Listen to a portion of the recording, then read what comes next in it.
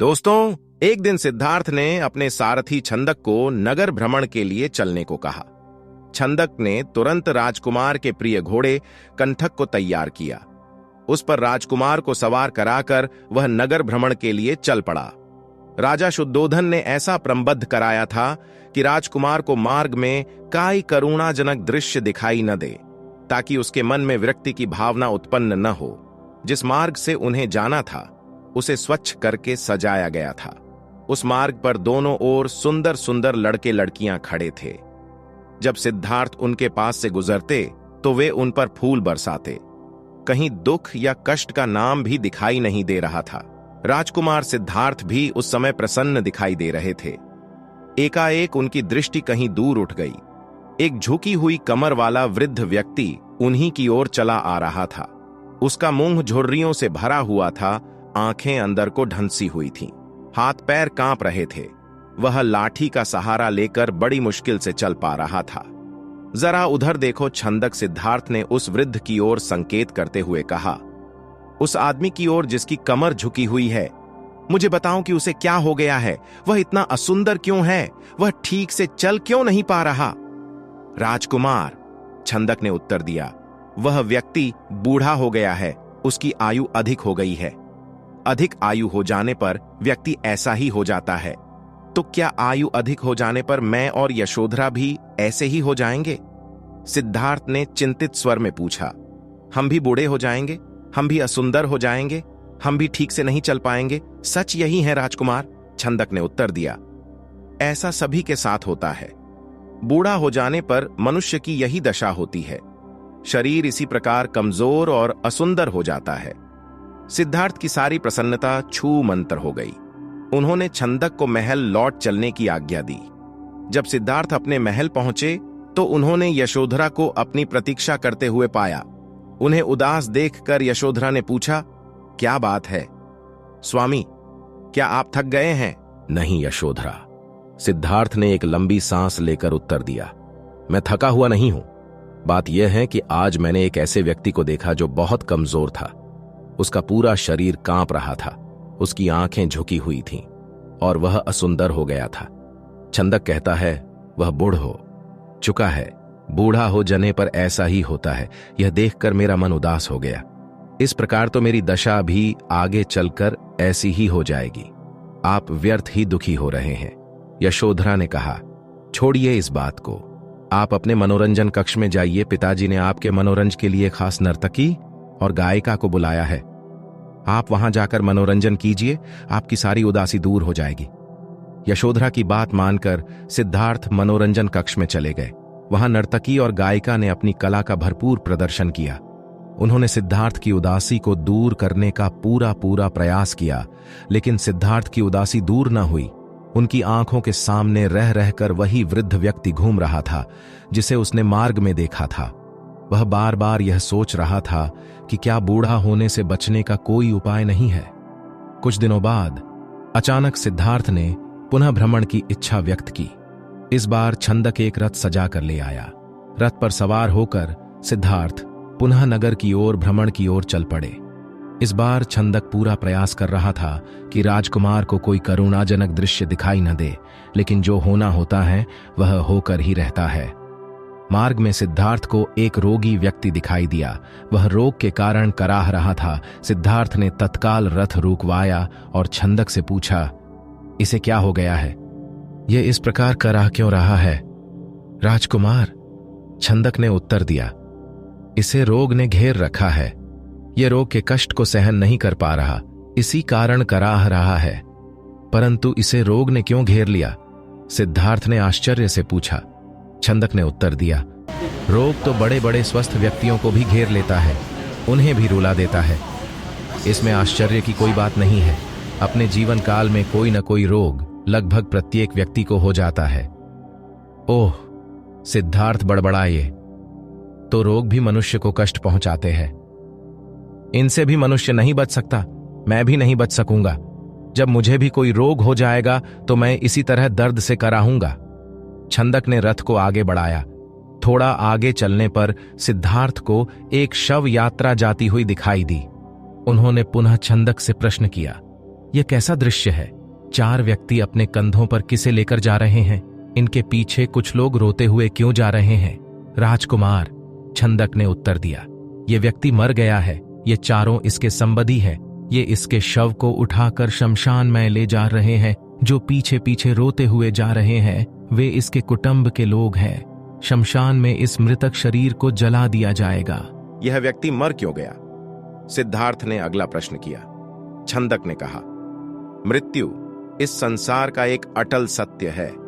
मृत्यु ने आज तक किसी को नहीं छोड़ा। कोई भी व्यक्ति किसी भी समय मर सकता है। यह सुनकर सिद्धार्थ का दिमाग घूम गया। वह ठंडी सांस लेकर सोचने लगे, क्या इसी को जीवन कहते हैं, जिसमें मनुष्य को तरह तरह के रोग घेर लेते हैं, जिसमें कभी भी मृत्यु का आगमन हो सकता है? मनुष्य जब बूढ़ा हो जाता है तो वह दुर्बल और असहाय हो जाता है। उसके शरीर को जलाकर भस्म कर दिया जाता है। क्या जीवन के इन भयानक दुखों से छुटकारा नहीं मिल सकता? इसका कोई तो उपाय होगा। सिद्धार्थ मन ही मन ऐसा सोच रहे थे कि तभी उन्हें एक सन्यासी दिखाई दिया। उसने भगवा वेश धारण कर रखा था। साधना और तपस्या के कारण उसका मुखमंडल चमक रहा था। उसके होंठ मुस्कुरा रहे थे। सिद्धार्थ को वह संसार का सबसे प्रसन्न व्यक्ति दिखाई दिया। उन्होंने पूछा, छंदक, यह स्वस्थ और तेजस्वी व्यक्ति कौन है? छंदक ने उत्तर दिया, यह एक सन्यासी है। इसने संसार के सभी सुख त्याग रखे हैं। इसने संयम द्वारा अपनी इंद्रियों को वश में कर रखा है। यह अपने ईश्वर की तपस्या साधना करता है, इसलिए यह स्वस्थ, निरोग व सुंदर है। तपस्या के कारण ही इसका मुखमंडल चमक रहा है। सिद्धार्थ को जैसे अपने सभी प्रश्नों के उत्तर मिल गए। वह एकदम शांत हो गए। उस सन्यासी के दर्शन मात्र से ही उसके मन का सारा क्लेश दूर हो गया। उसने मन ही मन सोचा, रोग, बुढ़ापा तथा जन्म मरण के कष्ट से छुटकारा पाने का उपाय संयम, त्याग तथा तपस्या है। जीवन का सार सत्य की खोज करना है। संसार के सभी सुख नकली है। मैं अब इन झूठे सुखों में नहीं फंसूंगा। मैं उस तेजस्वी सन्यासी की तरह बनूंगा। रथ अपने पूरे वेग से दौड़ता रहा और उससे भी अधिक वेग से दौड़ता रहा सिद्धार्थ का मन। उसे बार बार उस सन्यासी का ध्यान आता था। उनके मन में विरक्ति की भावना बढ़ती ही जा रही थी। जब सिद्धार्थ राजमहल में लौटे तो उन्हें एक शुभ समाचार मिला। यशोधरा ने स्वस्थ व सुंदर पुत्र को जन्म दिया था। दास दासियों ने सिद्धार्थ को घेर लिया और उन्हें बधाइयां देने लगी। उन्हें यह आशा थी कि सिद्धार्थ से उन्हें पुरस्कार मिलेगा, लेकिन सिद्धार्थ पर इस शुभ सूचना का कोई प्रभाव दिखाई न दिया। चारों ओर हर्ष का सागर लहरा रहा था। पूरे राजमहल में बधाइयों के स्वर गूंज रहे थे। वहां राजा शुद्धोधन व रानी प्रजावती तो प्रसन्नता से पागल हुए जा रहे थे। वे बधाई देने वाले को मुंह मांगा पुरस्कार दे रहे थे। कपिल वस्तु में नए राजकुमार के जन्म लेने के उपलक्ष्य में नाच गाने व उत्सव होने लगे, लेकिन सिद्धार्थ को उनमें कोई रुचि न थी। वह उदास अपने भवन में घूम रहे थे। उनके मन में संघर्ष चल रहा था। वे किसी भी उत्सव में सम्मिलित नहीं हुए। अपने नवजात पुत्र से भी मिलकर सिद्धार्थ को प्रसन्नता न हुई। उनका मन सब कुछ त्याग कर शांति व सत्य की खोज करना चाहता था। एक रात आषाढ़ की पूर्णिमा का चंद्रमा पृथ्वी पर अपनी शीतल चांदनी बिखेर रहा था। राजभवन में यशोधरा अपने पुत्र को छाती से लिपटाए सुख की निद्रा सो रही थी।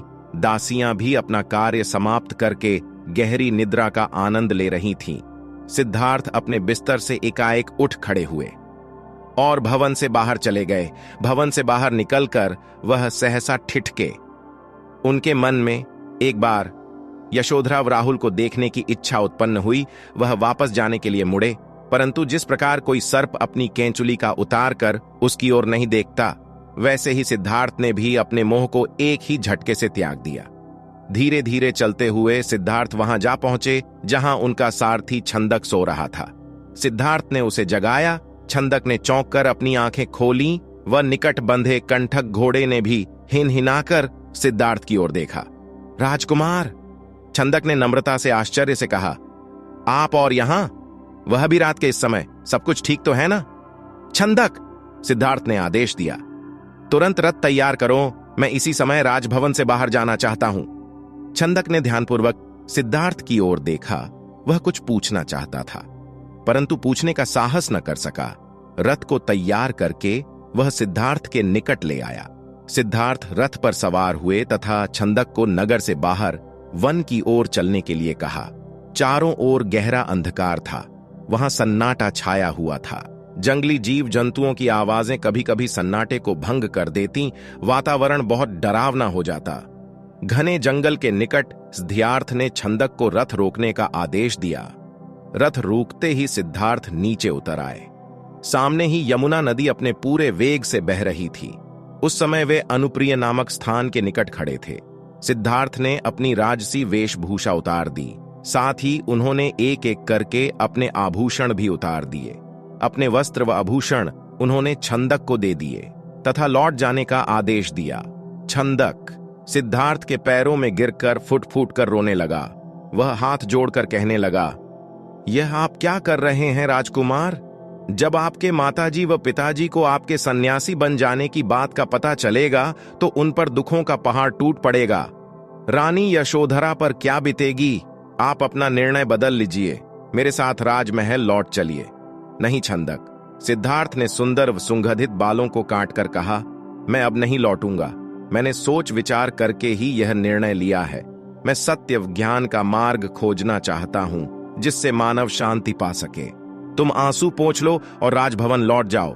छंदक को सिद्धार्थ की आज्ञा का पालन करना पड़ा। उसने सिद्धार्थ का चरण स्पर्श किए, उनके कीमती वस्त्रों व आभूषणों को रथ में रखा और कपिलवस्तु की ओर चल पड़ा। जिस समय छंदक राजभवन में लौटा, सुबह का प्रकाश चारों ओर फैल चुका था। राजा शुद्धोधन बाग में भ्रमण कर रहे थे।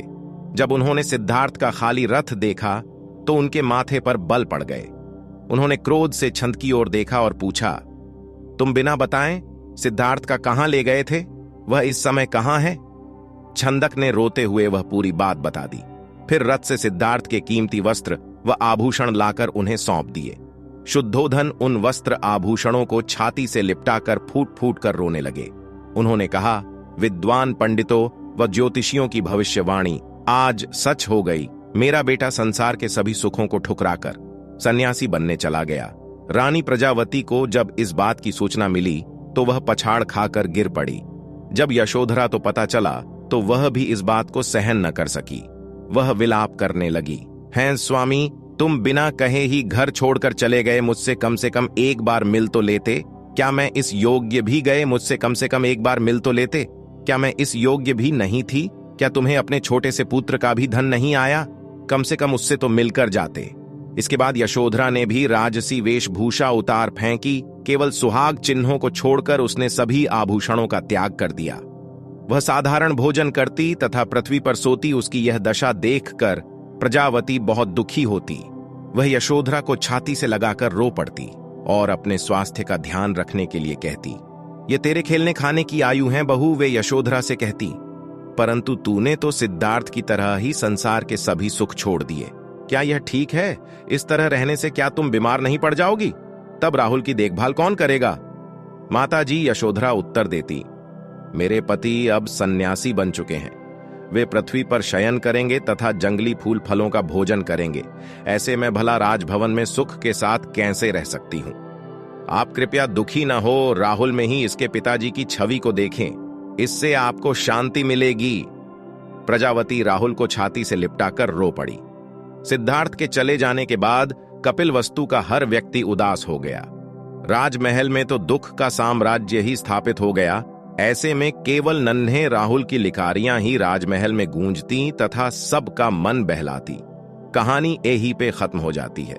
तो दोस्तों, उम्मीद है कि आपने आज के इस कहानी में कुछ ना कुछ शिक्षा होगा। ऐसी ज्ञान से भरपूर कहानी सुनने को लिए चैनल को सब्सक्राइब करें। तो चलिए मिलते हैं एक और वीडियो में, तब तक के लिए अपना ख्याल रखो। धन्यवाद।